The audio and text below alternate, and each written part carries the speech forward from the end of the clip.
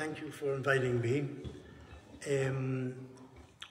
I was asked to talk generally about the conflict, and I will give a sort of a general outline of the conflict since its beginning until today, and then talk more particularly about one or two aspects of the conflict. The conflict between the Zionist movement and the Arab world is over the territory of Palestine or the land of Israel. It began with the immigration of Zionist immigrants and settlers to Palestine in the early 1880s by Jews who felt that knew or believed that Palestine, the land of Israel, was their ancient homeland. They came from the Tsarist Empire, the Russian Empire, and in the 1880s there were pogroms in the Russian Empire, which essentially, within 30 years, a series of pogroms sent many or most of the Jews who lived in the territory of the empire to America, to Canada, to the British dominions, Britain, 2 million of them. Something like 60,000 Jews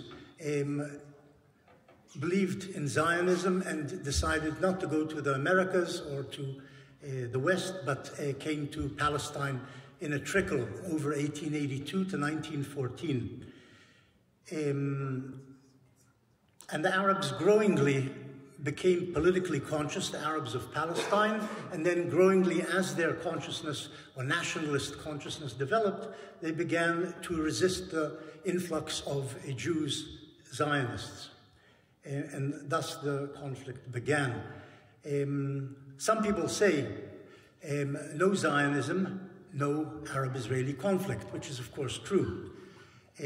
One can also say no Arabs, no in Palestine, no Arab-Israeli conflict. The Arabs, incidentally, who talk about themselves as the indigenous population of Palestine, are not really indigenous. They came to Palestine, conquered it, and began to settle and Muslimize it in the 7th century. They came out of Arabia. They never lived in Palestine, but as I say, they came and conquered it. And from that point on, Palestine became a largely Arab, largely Muslim country. The Zionists came there from the 1880s and began to Judaize, if you like, the country, and thus the conflict began. If you like, one can say no Arabs conquering and settling in Palestine, no conflict, of course. In any event, the conflict now is 140 years old, and I would like to periodize it, to divide it into three, I think, historical stages. I think this would be accurate. The first period is from 1882 until 1948. And that was a conflict between Palestine's Arabs, the Arabs who lived in Palestine, who later began to call themselves, incidentally, Palestinians. Before 48, everybody living in Palestine was a Palestinian. They had a Palestinian identity card given to them by the British Mandate government, Arabs and Jews. But after 48, they began to call themselves the Arabs Palestinian. And during that period, 1882 to 1948, there was this gradually growing clash between the Arabs of Palestine and the Zionist immigrants who came and settled there and established settlements there. Both of the peoples, both the Jews in Palestine and the Arabs in Palestine, claimed the land as their own. And I would say the Arabs of Palestine to this day claim the land as their own and don't want to share it with the Jews or anybody else. This is their land, and the Jews they saw as robbers coming to steal an Arab land, to steal their land. That's how they saw it. The Jews wanted all of Palestine from the inception of the Zionist movement until, I would say, the mid-1930s, until 1937-38, when the Jews reluctantly agreed that Palestine had to be, not because they wanted to, but had to be divided between the Jews and the Arabs. Because of The Arab Revolt, which occurred during the mid-1930s, 36, 39, because of the international circumstances which necessitated the creation of a safe haven for the Jews of Europe who were being persecuted by anti-Semites, eventually by the Germans. They needed a safe haven, and so the Jews reluctantly agreed, okay, we'll get a safe haven, but we are willing to make do with at least part of Palestine as a Jewish state, instead of their original dream of having all of the land of Israel, which they believed was theirs, as a Jewish state. The Arabs of Palestine from 1920 indulged in a series of collective bouts of violence against the Jewish settlers, 1920, 1921, 1929, and then 1936-39. And as their political consciousness grew, so the bouts of violence each time were bigger. And the biggest bout of violence, of course, occurred in 1947-48, when the Palestine Arabs attacked the Jewish community in Palestine. In fact, a day after the United Nations General Assembly, the 29th of November 47, decided on partition of Palestine between the Jews and the Arabs. 2 states would be created in Palestine. That was the General Assembly's proposal. The Arabs rejected that proposal. The Jews accepted the proposal, and the Arabs the following day began shooting, and gradually their attacks on the Jews snowballed into a full-scale civil war between the Arabs living in Palestine and the Jews living in Palestine, both of them, of course, under British rule. The British continued to rule Palestine until May 1948. They departed on the 14th of May 1948. But before that, during the civil war between the 2 communities, the British were nominally and in some ways practically the rulers of the land. In any case, the Arabs of Palestine assaulted the Jewish community in Palestine. Eventually, the Jewish community responded with an offensive of their own and beat the Palestinian Arab militias, in effect shattered Palestinian Arab society, and the Palestinian Arabs were defeated in this civil war between the 2 communities, then Israel was declared itself a state on the 14th of May 48, and the Arab states' armies invaded Palestine the following day, the 15th of May. The armies of Egypt, Syria, Jordan, and Iraq invaded the country to attack the Jewish state. We don't have their state papers. We don't know what their ultimate aim was, but we do know they wanted to harm the Jewish community and perhaps forestall the emergence of a Jewish state in Palestine, to conquer territories in Palestine for themselves. The Jordanians entered the country in order to annex it, the West Bank basically, and take over East Jerusalem. The Egyptians wanted to annex the Negev Desert, the southern part of Palestine. The Syrians apparently wanted to take over the Sea of Galilee and the area around it. Apart from all of them harming, except for the Jordanians, harming the Jewish state, perhaps defeating it. Israelis believed at the time when the Arab armies attacked that the intention of the Arab states was to destroy the Jewish community, in effect to create a second Holocaust. And this was what the Jews in Palestine believed. It may not have been the intention of the Arab states. We don't know what their full intention was. We only can judge by where their armies went, what they did, but we don't actually have their state papers to know what their ultimate objective was. But that was the feeling, the sense in the Jewish community in Palestine, that this is what the Arab states intended for the Jews of Palestine, and as I say, to destroy, if you like, the emergent Jewish state.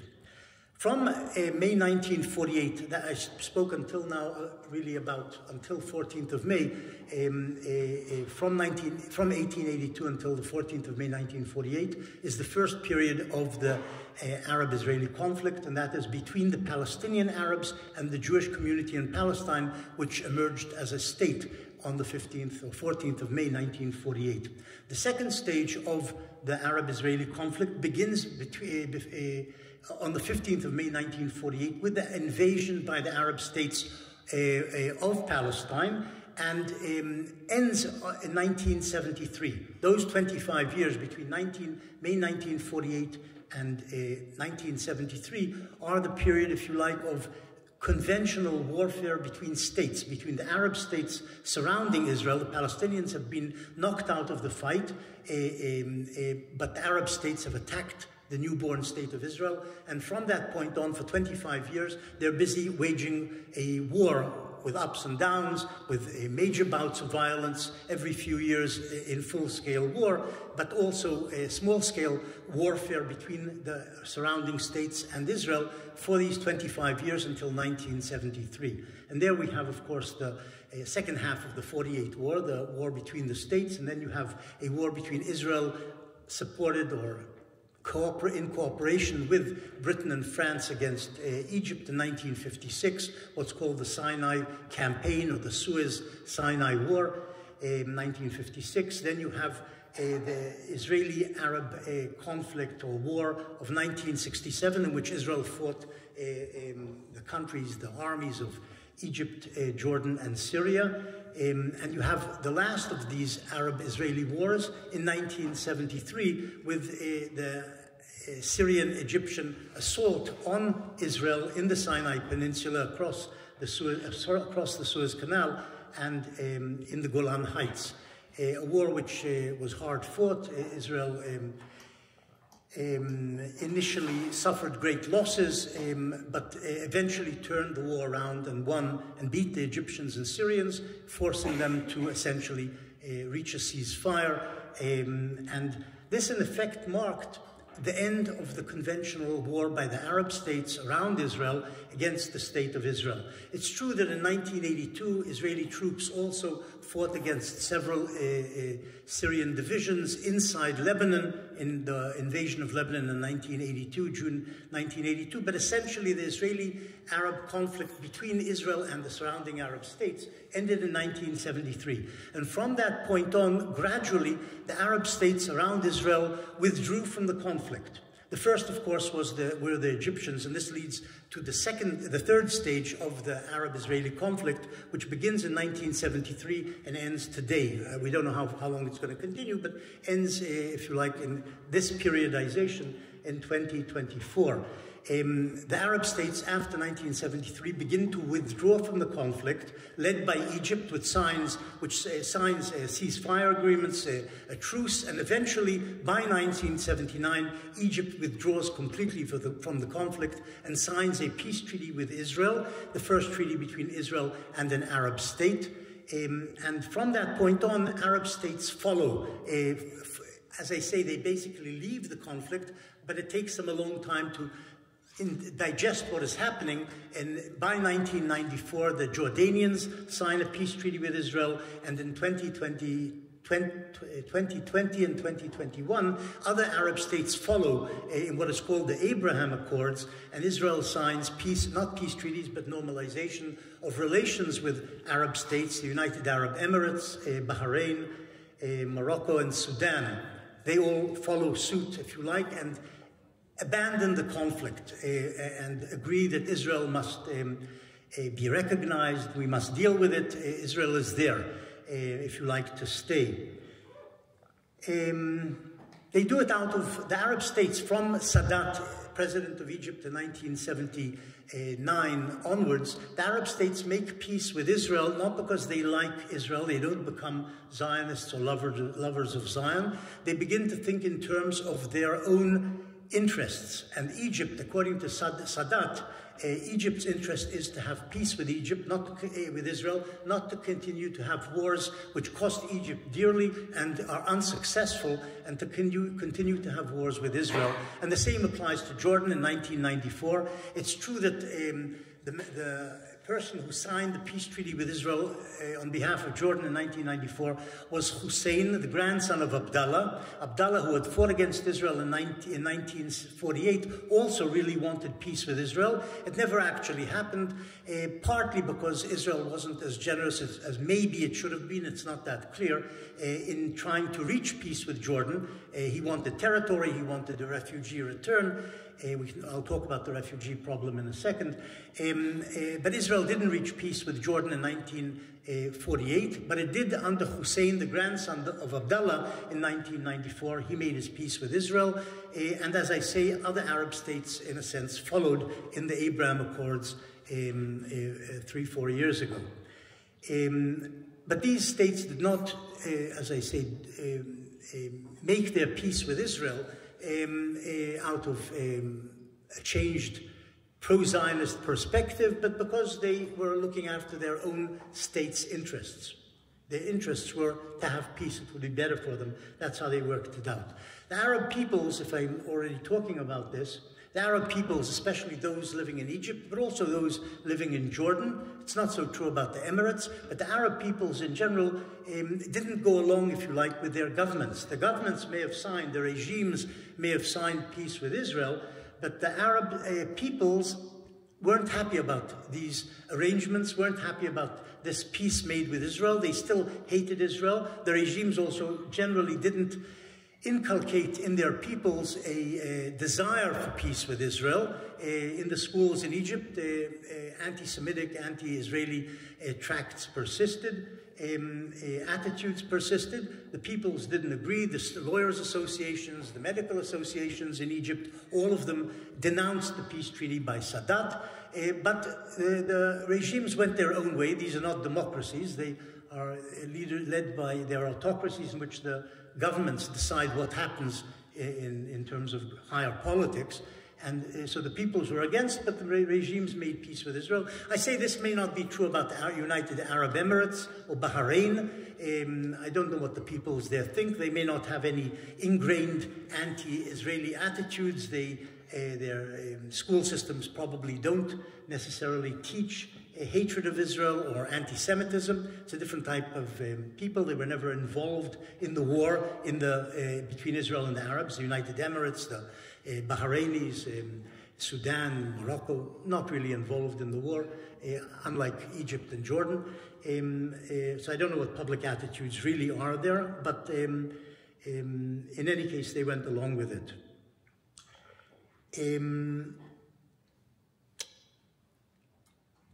During this third period, from 74 to 24, alongside these accords between Arab regimes and the State of Israel, there was a parallel, but quite opposite, I would say, process going on among the Palestinians who lived in the West Bank, in the Gaza Strip, or as exiles elsewhere outside of Palestine.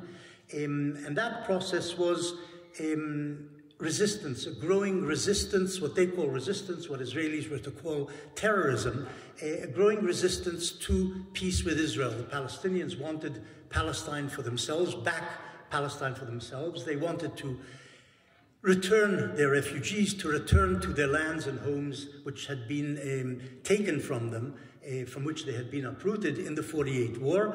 They wanted Israel basically no longer to exist. It's true that there was a peace process between Israel and the Palestinians in the 1990s, in which the Palestinians ostensibly, under the PLO, ostensibly accepted Israel's existence, but in reality the PLO was thinking in terms of a two-stage strategy in which first they would make some sort of accommodation with Israel, establish their own state in the West Bank and Gaza, and eventually use that as a base, and this is my view of it, some people don't agree with it, to destroy Israel at some second stage when they were capable. But in the 1990s, there was a peace process ongoing called the Oslo process, but that ended in 2000 when the Palestinians, if you like, in my view, showed their real colors, when Yasser Arafat came to Camp David alongside Ehud Barak under the auspices of the Americans, President Clinton. There they were offered a two-state solution, reasonable from Israel's point of view, the West Bank, the Gaza Strip, and East Jerusalem basically going for a Palestinian state. This is what the Israelis, backed by President Clinton, offered them, and they said no. Arafat said no to what was on offer. Clinton repeated the offer in 2000, December. This was in July. In December 2000, Clinton repeated this two-state offer, basically improving on the Israeli offer, his own June and Israel's offer in July, still the Palestinians in December, January again rejected the two-state solution, and were to do the same, incidentally, in 2008 under a new Israeli Prime Minister, Ehud Olmert, who offered Abu Mazen, Yasser Arafat's successor as president of the Palestinian Authority, head of the PLO, was to offer them again a two-state solution, more or less on the lines of what Clinton and Barak had offered them in December, and he said no as well. Actually, to put it quite accurately, he didn't say no. The proposal was put on the table for Abbas, the successor to Arafat, in 2008, and he simply walked away from it, not saying yes or no. But in effect, not saying yes meant he was saying no, and Olmert fell from power. That was the end of that proposal. Since that point on, 2009, we have Benjamin Netanyahu, Israel's prime minister, who opposes a two-state solution, an opposition which has been reinforced since his reassumption of power in 2 years ago, with this new, most right-wing government in Israel's history, a no to a two-state solution. All of the land of Israel belongs to us. Maybe we'll gradually annex it, eventually annex the West Bank. He hopes that President Trump will support Israel in the annexation of the West Bank. It may not happen, but in any case, the Israeli intention under Netanyahu and his colleagues in this right-wing government is to take hold of and make permanent the acquisition of the so-called Palestinian territories and enlarge Israel down to the River Jordan and to include the whole of the land of Israel.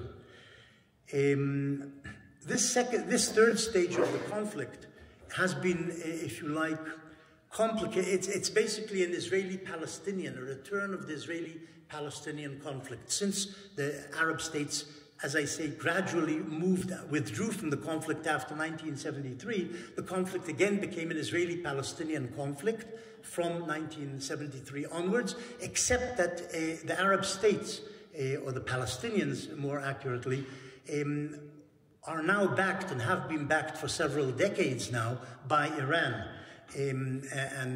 Iran, if you like, has taken the place of the Palestinian states in supporting the Palestinian claim to all of the land of Israel, and in supporting it in various militant ways, by arming factions around the Hamas, the Hezbollah. Well, Hamas, of course, is a Palestinian faction, the Hezbollah, other proxies, and by directly attacking Israel, and continuing to state that its aim is the destruction of the Jewish state. That's Iranian policy as enunciated by all of Iran's leaders since Khomeini's takeover of power in 1979. That's one of their major goals, if you like, even a raison d'etre of the regime, destruction of the Jewish state, which took over Arab and Muslim, more important for them, Muslim land, which is holy and belongs to the Muslim nation, the Ummah, and must be retrieved for the Muslims. This is a major goal of Iranian policy, military and political, if you like. And in that, they are supporting the Palestinians in this, as I say, third stage of the conflict in which they are backing the Palestinians. So that's the periodization of the conflict, in my view. That's how it divides these three stages, in which the last stage is complicated. It's Palestinians against the Jewish state, but now supported by Iran and, if you like, its proxies, with Arab states having withdrawn from the conflict in effect. It's interesting, if I'll just add a footnote to that, it's interesting to note that Syria, which is in some ways a client state of Iran, hasn't joined the conflict this year. This past year, Israel has been fighting the proxies, some of them based in Syria and Iran, but Syria, the army of Syria, the regime of Syria, is uninvolved. They allow the shipment of arms from Iran to the Hezbollah, shipment of arms from Iran to God knows where, through Syria, but they don't join the fight, the Syrians. Now the situation has been made complex in Syria because of an internal revolt, which has been going on for years, but now has re-erupted. But Syria hasn't joined the conflict. In other words, alongside the Arab states, Syria is not party to the conflict. It's an interesting sideline to what has been happening in the last year. But also I wanted to speak about three themes of the conflict. One relates to the nature of the Israeli-Arab conflict. More accurately, the Zionist-Arab conflict, because it begins before the State of Israel was created. The conventional view is that it's a political territorial war between two ethnic or ethnic religious, whatever you want to call them, ethnic nationalist groups, the Zionist, the Jewish movement, the Jewish national movement, the Zionists, and the Palestinian national movement, over a piece of territory. It's unlike, if you like, the conventional political conflicts between states about borderlands, say about Alsace-Lorraine between Germany and France, which is about borderlands. This conflict between national groups or ethnic groups is over the whole of the land. It's over the whole of Palestine. That's what it's issue. The land of Israel, not this chunk of the land or that chunk. It's about the whole land. And the Palestinian national movement, as represented by the Hamas in recent decades, but I think also as represented by the PLO, really wants all the land because it's theirs, because it was robbed from them by a bunch of European Jews. That's how they see it. And it's true that it is a conventional conflict about territory. As I say, unusual because it's about the whole of the land, not about the borderlands. But it's also a religious cultural conflict. And with this, some historians disagree with me. Now, there's always been a religious element in the conflict between the two sides, partly, if you like, with ups and downs. In the 1920s and 1929, the cause of the Arab eruption, the Arab riots, if you like, the Arab pogroms against the Jews in the summer of 1929 was ostensibly about the Temple Mount. In other words, one of the leaders, or some of the leaders of the Palestinian national movement in 1929 said the Jews are taking over the Temple Mount, want to destroy the two Arab mosques on the Temple Mount and to replace them with a Jewish temple, a third Jewish temple. And that's why we're rebelling, or we're attacking the Jews in various parts of the country.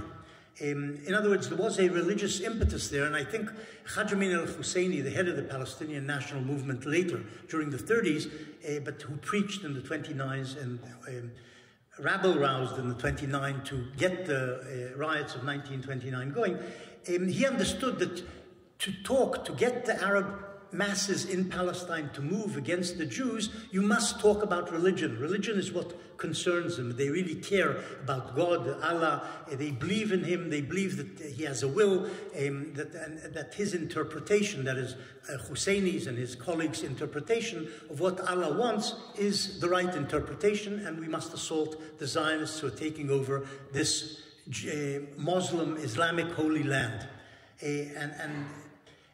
What I'm saying is the religious element was very important in the 20s, came to the fore in 29, and has recurred ever since through the conflict. Today, of course, you see it much more clearly. The Palestinian national movement is essentially represented by and in some ways led by the Hamas, which is a fundamentalist religious organization which preaches that Palestine, of course, is theirs and must be returned from the hands of the infidel to the Muslims where it belongs, and again, if they win, must also be converted into a Muslim Sharia-directed land, the land governed by Islamic law.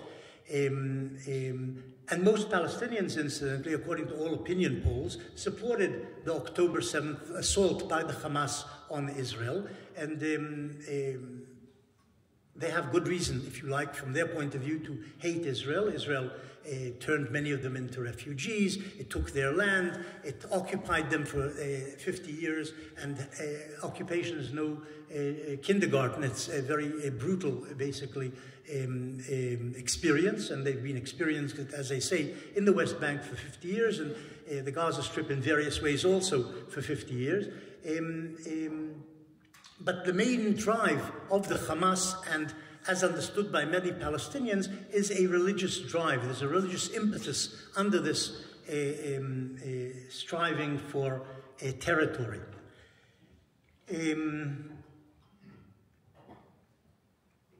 1948, the war, which is the most crucial of the Israeli-Arab wars, the first and the most crucial, because that's when Israel was established, that's when the Palestinians were destroyed, if you like, as a society, that's where hundreds of thousands of them became refugees. That war, in some ways, was spearheaded by a decision by the ulama of Al-Azhar. Al-Azhar is the leading university in the Arab world, in the Sunni Arab world, the oldest, of course, in Cairo. And its band of theologians who run the place, the ulama, declared on the 1st of December jihad against the Jewish state. 1st of December 1947, 2 days after the United Nations General Assembly proposed partition. They declared jihad against the Jewish state to be the Zionist enterprise, which was going to turn into a Jewish state according to the UN proposals. And this call for jihad was repeated by the ulama, in other words, the main interpreters of God's will, Allah's will, in the Sunni Arab world, which is the majority of the Arab world. The Sunnis are the major component of Islam in the Arab world, the minority are Shiites. The ulama of Al-Azhar declared jihad on the 1st of December 1947, redeclared it in April 1948 as the Arab armies were beginning to think about invading Palestine on the 15th of May, and as they did, and if you like, the ulama was sort of trying to prod, especially King Farouk of Egypt, where they sat, to join the invasion, to participate in the invasion. So they declared jihad again in April 48, and they declared again jihad in December 48 at the end of the war, when the Arabs had lost the war, but the jihad was again declared. In other words, with the expectation, we've lost this round, we must continue the jihad after this round into a second round, a third round, whatever is necessary to overcome the Zionist presence in Palestine. So what I'm saying is, and this was echoed in the Arab world, the call for jihad, didn't just come out in broadcasts from Cairo, from Al-Azhar, it was echoed around the Arab world. So there was this drive, religious impetus, religious fuel to this assault on the Yishuv by the Palestinian Arabs, but also by the Arab states as they invaded.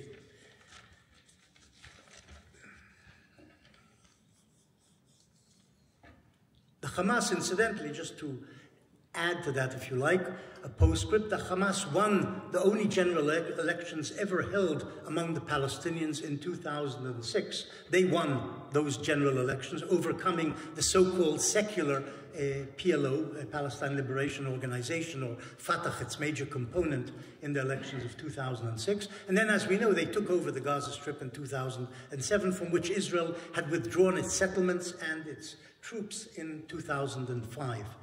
And as I say, they are the most popular party among Palestinians, not just in the Gaza Strip, in the West Bank, worldwide among Palestinian communities. They are the most popular party among the Palestinians.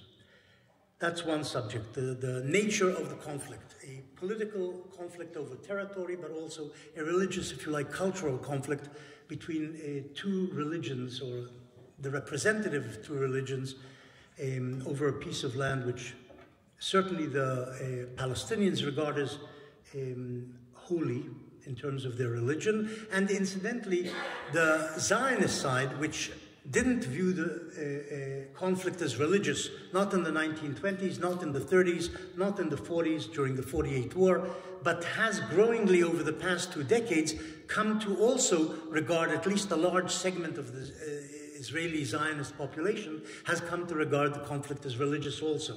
With the increase of importance and power of the religious elements in the Jewish community in Palestine, in Israel, now probably representing demographically 30% of the country, maybe slightly more than 30% demographically are religious.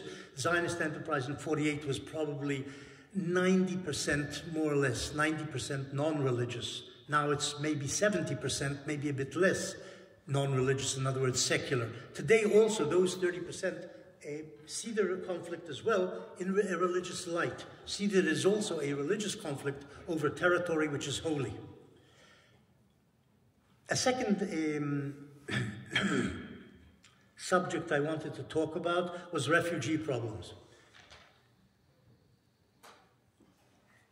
The 48 War, unlike what most people understand or know, the 48 War created three refugee problems. The first we know of, which exists to this day, the Palestinian refugee problem. 700,000 Palestinians were uprooted from their homes during the 48 War. Most of them ended up inside Palestine in the West Bank and the Gaza Strip. 30% perhaps ended up outside Palestine, and those are real refugees. The definition of refugee in the Oxford Dictionary, and probably in most places, is somebody ousted from his land, from his country. 70% of the Palestinian refugees in 1948, 70% of those 700,000 ended up in other parts of Palestine. They moved from Jaffa to the West Bank, from Jaffa to the Gaza Strip, and so on. Ended up inside Palestine. So they're not proper refugees according to any normal definition of the word refugee. 700,000 were uprooted from their homes. This certainly is true. And those 700,000 were not allowed back by Israel as a matter of policy. The Israeli government from June 48 began to resolve not to allow the refugees to return en masse to their lands and homes. And those 700,000 burgeoned into today's 6 million Palestinian refugees. They were all given the status, the 700,000 of refugees, and the international community, as represented in the United Nations, decided to give them refugee status down the generations, which is unique in world history. Usually refugees are German refugees from Czechoslovakia, ended up as refugees in Germany in 1945, 46, those were refugees, were absorbed by Germany, and became German citizens, no longer a German refugee problem in Europe. The same applies to Germans from Romania or Hungary or Russia or whatever. All those communities were absorbed and the refugee problem ended. The same applies to the Vietnamese during and after the Vietnamese War with America, or France and America. They were absorbed in various places. No Vietnamese refugee problem exists to this day. There is a Palestinian refugee problem, and there are 6 million of them on the books receiving aid, many of them, or most of them, receiving aid from the international community, meaning the West is subsidizing their lives through UNRWA, with schools, free health care, food, and so on. And that has been going on since 1948. That's the first refugee problem, the Palestinian refugee problem, which still exists among us. We can talk about it in the question and answer if you like. It's something which I actually know something about. The second refugee problem caused by the 48 War was an Israeli refugee problem, which nobody knows about. 70,000 Jews in Palestine in 1948, in Israel, 1948, became refugees in the course of the 48 War. They were uprooted from their homes, from various kibbutzim, which were conquered by the Syrian or Egyptian army, by the Jordanian Arab Legion, which took also the Jewish quarter of the old city of Jerusalem, and their inhabitants, all of these inhabitants, 70,000 of them, became internal refugees. They moved to Tel Aviv, to Haifa, were given room and board, if you like, in schools, empty schools, and so on. But most of them, of course, returned. Why 70,000 is important? 70,000 was slightly more than 10% of the Jewish community in Palestine. The Jewish community in Palestine numbered 650,000 souls altogether. 70,000 of them, 10%, became refugees in the course of the 48 War. If that happened in Germany, 10% of Germans became refugees as a result of the war, you would have 8 million German refugees, which is, of course, as you understand, a large number. So 70,000 was a large number for the Jewish community in Palestine in 1948. It was an enormous refugee problem, but was solved. Most of the areas and settlements and so on taken over by the invading Arab armies in 1948 were reconquered by the Jews. The Jews were, Israel basically resettled them with their original inhabitants. Some places weren't reconquered, like the old city of Jerusalem and its Jewish quarter, but most were. They went back to their homes, and no Israeli refugee problem exists after 1948 in Israel. No Israeli refugee problem. It vanishes. The third refugee problem caused by the 48 war was the refugeedom of the Arab communities of the Arab world. Hundreds of thousands of Jews lived in Morocco, tens of thousands lived in Algeria, tens of thousands lived in Libya, tens of thousands lived in Tunisia, in Egypt, in Syria, 150,000 lived in Iraq, and I'm talking about Jews living in the Arab world before 1948. 100,000 or 70,000 lived in Yemen. All of these Jewish communities vanished as a result of the 48 war. All these Jews became refugees. The Jews of Yemen, the Jews of Iraq, the Jews of Egypt, the Jews of Morocco, etc. all became, over the course of the next 20 years, beginning in 1948, became refugees. First the Yemeni Jewish community, then the Iraqi Jewish community, and so on, all became refugees, being hounded out of those countries by the regimes and by the societies amid which they lived. The societies didn't want them there any longer. They saw the Jews as potential or actual collaborators with Israel, which had just defeated or was busy defeating the Palestinians and then defeating the Arab states and ejecting the Palestinians from their homes and lands in Palestine. And they saw the Jews as a subversive, potentially subversive, maybe actually subversive minority in their midst, and wanted to get rid of them. Most of them, incidentally, were not expelled. There wasn't an expulsion order. There wasn't an expulsion order to the Jewish communities to leave, but they were hounded out. They were killed in the streets. Some were killed in the streets of Cairo.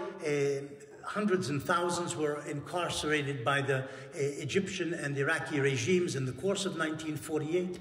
They were put in basically concentration camps in Egypt and Iraq. In Egypt in 1956, Colonel Nasser, who ruled Egypt, actually expelled the Jews remaining in Egypt in 1956, following the Sinai War. But in other countries, they weren't expelled formally, officially, but they were hounded out by the societies among whom they lived and by the governments under which they lived. And most of them ended up, of course, in Israel, especially the poorer ones. Say 3/4, 4/5 of the Jewish communities in the Arab world ended up in Israel, where they were absorbed, perhaps not well, perhaps badly. In some cases, there was some discrimination. There was charges of discrimination among them, ill feeling when they arrived in Israel, and there weren't houses for them. There weren't good schools for them. There weren't jobs for many of them. Many of them were illiterate, of course. They couldn't actually fit into a modern society as Israel's Jewish society was in 49, as compared to the Atlas Mountain Jews from Morocco, for example. But in any case, they ended up in Israel, most of them, became Israeli citizens, eventually got houses, jobs, schools from the beginning, and ended up as Israeli citizens. A minority of the Jews from the Arab countries ended up in, and that's basically the middle class from Morocco, Algeria, Egypt, and so on, ended up in England and France mostly. There again, being absorbed, becoming citizens of France and England, and living happily ever after. So these Arab Jews, these communities of Arab Jews, vanished as a refugee society. That is, they were no longer refugees, and no longer was there a refugee problem from the Arab world, from the Jewish communities there. And that refugee problem vanished. What remained was the Arab refugee problem, which, as I say, today numbers some 6 million souls. We can talk more about that, if you like, in the discussion. One last thing I wanted to go into was the peace processes in the course of the conflict.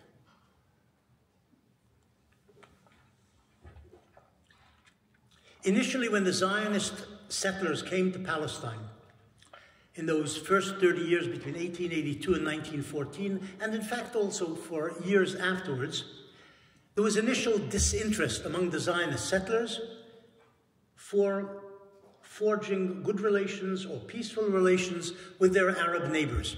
And they saw themselves as European settlers. They weren't actually colonists in the sense of European settlers in Algeria or Nairobi in Kenya or anywhere, or in the Americas. They weren't agents of an imperial power. They were agents of their national movement. The Zionist national movement wanted a state in the land which had belonged to the Jews. That's how they saw themselves, a national liberation movement. That's how they saw themselves. But they were Europeans with the European attitude to the inhabitants of the land, the third world people who were the Arabs of Palestine. So they didn't take an interest in them. They didn't put out feelers. They didn't learn Arabic. They didn't want to know anything about the Arabs there. They wanted to establish their settlements, ultimately aiming at a Jewish state in Palestine, perhaps to turn all of Palestine into a Jewish state.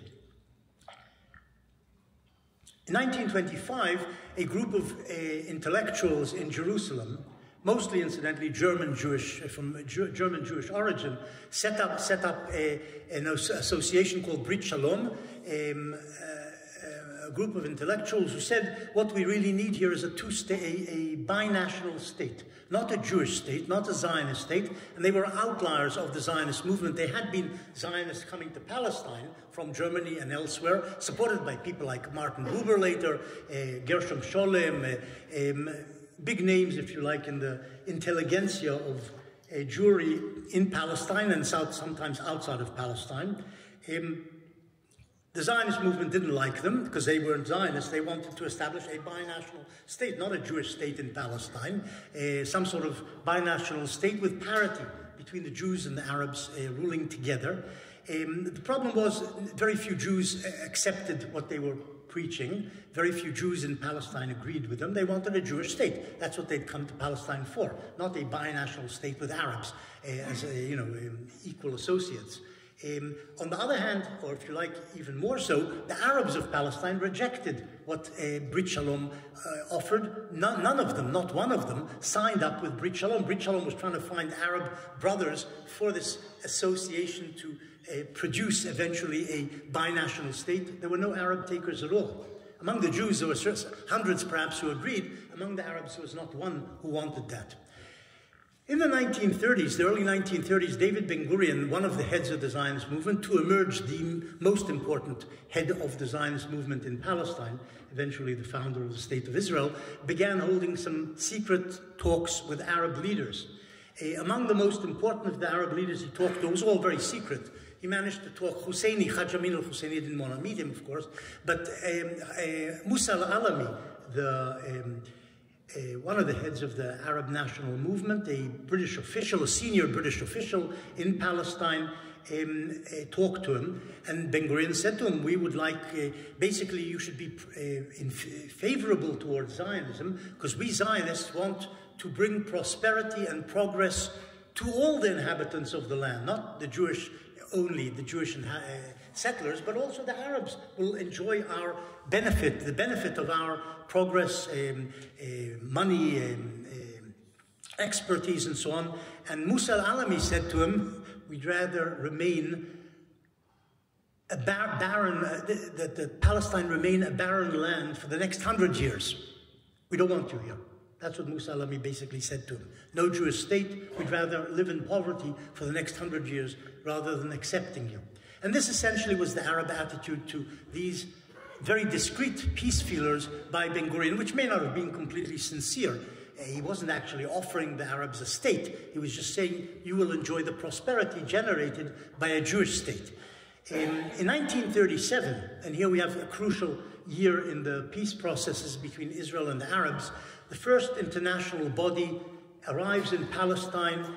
In 1936, it arrives in November and issues its report, the Peel Commission, appointed by the British to find a solution to the Arab revolt and the emergent or the existing Arab-Jewish conflict in Palestine, which is ruled by the British. They send this Peel Commission, and the Peel Commission issues its report in July, in which they make a proposal how to resolve the Jewish Arab conflict in Palestine. And the Peel Commission says partition and two states, which will remain to this day what the West or the international community still supports, the idea of a partition of Palestine into two states. The Peel Commission puts it on the table for the first time, July 1937. They say two states, the Jews getting 20% of Palestine, or slightly less maybe, the Arabs getting most of the remainder, with a British enclave under continued British control in Jerusalem and Bethlehem, and a corridor to the sea. That's what the Peel Commission proposes. Its basic proposal, a two-state solution, partition of Palestine. And the Arabs reject it. The Jews reluctantly accept the concept of a two-state solution. They don't particularly like the 17% they're being offered. They want slightly more. But at least they accept the idea, the principle of partition as a solution to the conflict ongoing in Palestine. The Arabs say no completely. It's not a matter of percentages. We don't want a Jewish state in any part of Palestine. 5%, 10%, 20%, it doesn't matter. We don't want them there, here. And that's what happens in 1937. 1947, the UN General Assembly regurgitates or repeats, echoes the Peel Commission report, this time giving the Jews more of Palestine in the partition resolution that the United Nations General Assembly proposes, November 1947. The Jews accept the proposal. The Arabs of Palestine reject it, supported by the Arab states and the Muslim states in the General Assembly.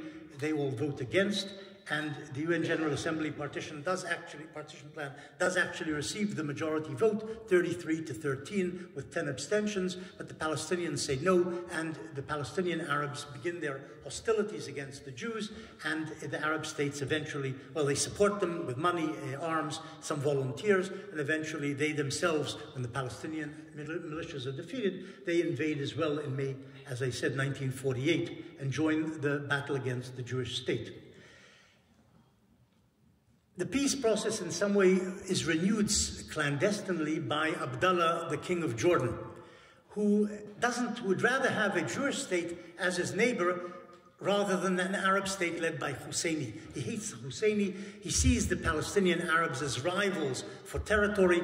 He wants at least part of Palestine, Abdullah, and in his secret negotiations with the Jews, he actually conquers the West Bank and East Jerusalem in the course of the 48 war, and then they have clandestine peace talks between Jordan and Israel for the next 2-3 years. And in his eyes, the Jews are not being generous enough. They don't offer enough in terms of what the Jordanians are requesting, which is more land and a refugee return. That is, that he wouldn't have to take care of all these refugees who've poured into Transjordan. They would go back to Palestine. He wants Lydda and Ramleh as a part of his territorial acquisitions as a result of a peace treaty. Israel says no. But in general, I don't think these negotiations between Israel and Jordan would have gotten anywhere, even if he'd really accepted them. And his government was composed, his cabinet was composed of ministers who were Palestinian, who rejected the idea completely. But he wouldn't have been able to sign a peace treaty with Israel because the Arab world would have been against him, united against Israel, which had just delivered a grievous, humiliating blow to the Arab world. They would never have countenanced him stepping aside and making peace with the Jews. It wouldn't have happened.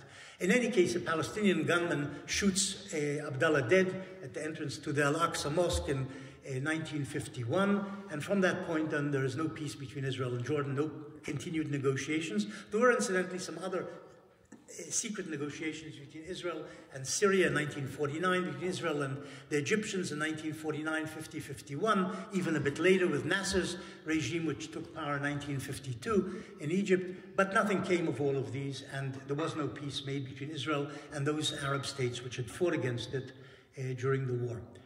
And the Arab world maintained, basically, there was non-belligerence agreed to between the Arab states around Israel and Israel in armistice agreements signed in 1949. But there was under that a low-level conflict between Israeli, Arab, usually Palestinian guerrillas or terrorists, whatever you want to call them, and occasional clashes between the Israeli and Egyptian and Syrian and Jordanian armies during those years until 1967, but there was no peace.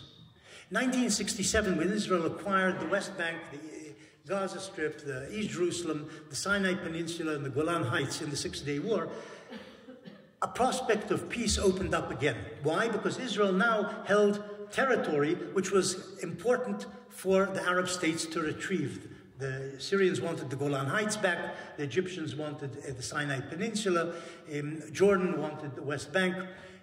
So that Israel had something it could deliver apart from its own territory, which some Arab states were demanding for peace. They had some cards they could actually exchange for peace.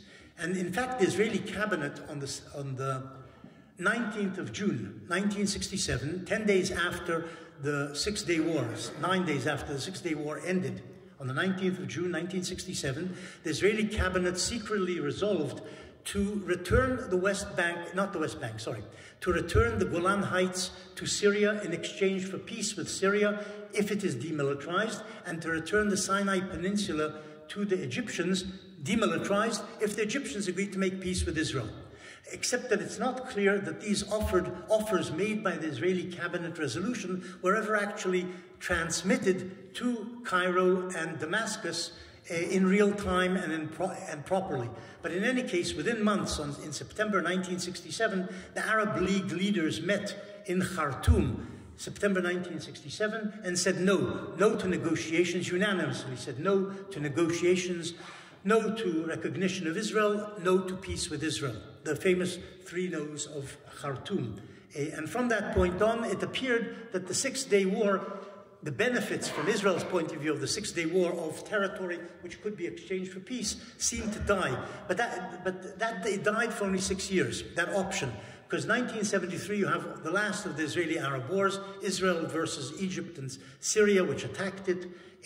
And that war, because in some ways it restored Arab honor, the humiliation of 67 was in some way neutralized by the initial Arab successes in that war, and Egypt was willing to make peace. It appears also that Egypt was willing to make peace before 1973, but Israel's Golda Meir prime minister wasn't particularly interested in giving back the Sinai in exchange for peace. But after the 73 war, with great Israeli losses, the Israeli government also changed itself, but also changed its view, and a peace process was initiated by the Egyptian president, who had launched the 73 war and then made a peace offer. And by 1979, under American auspices, Israel and Egypt made peace, which is what I described before. Eventually, there is Israeli peace with Egypt. Eventually, this is followed in some ways by the Oslo Accords, the Oslo process with the Palestinians, which didn't really mature into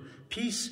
And eventually, we have the Israeli-Jordanian peace in 1994, and the normalization of relations between Israel and the participants of the Abraham Accords in 2020-2021.